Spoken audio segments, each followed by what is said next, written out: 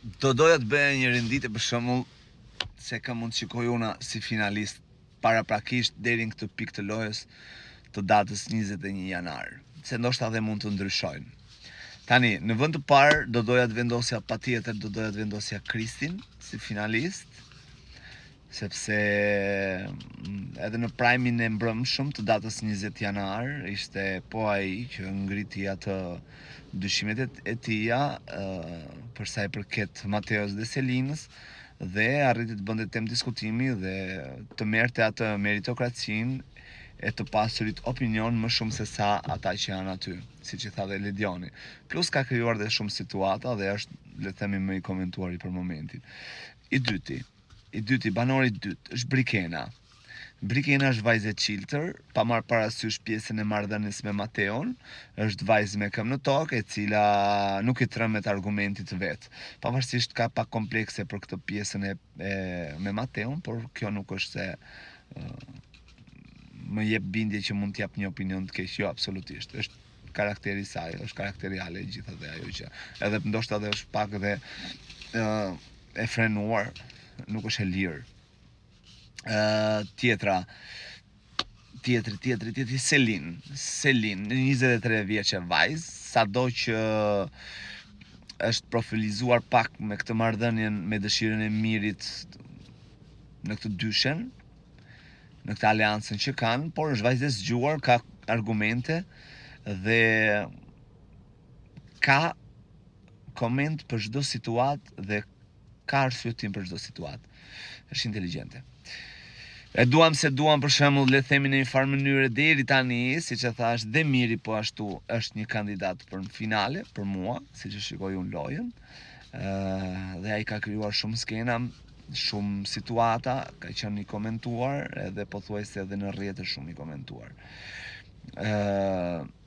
Sa thash pra, Kristi, Brikena, Brikena, Selin, Miri, 4. Tani 5, nëse jam 5. Shiko, dua të them për Mateon. Nuk dua të them vetëm për sa i përket pjesës lidhjes me Brikenën që ka në tentativë. Unë i vlerësoj njerëzit nga mënyra se si flasin, nga koherenca që kanë dhe nga sinqeriteti që ata shfaqin. Mateo është një ndër ata që ka treguar që është njëri i sinqert mbi të gjitha dhe sy pa trembur kur flet, nuk ka frikë, nuk stepet kur flet dhe qëndron mendimit të tij deri në fund, pavarësisht se sa mund t'i djegë dikujt, por është mbi të gjitha është një mendim i vërtet. Pra deri tani 5 finalist për mua. Nëse ndonjë nga këta, për shembull, që dyshoj që ndoshta mundet edhe mos të jetë Mateo si finalist, do doja shumë patjetër.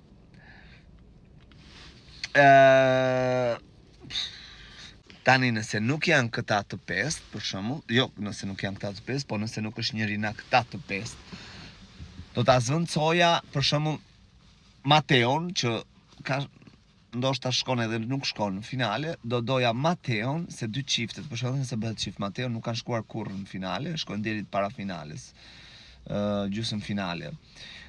Nëse nuk shkon Mateo në finale, do doja që Mateo zvendcosh me Stenaldon.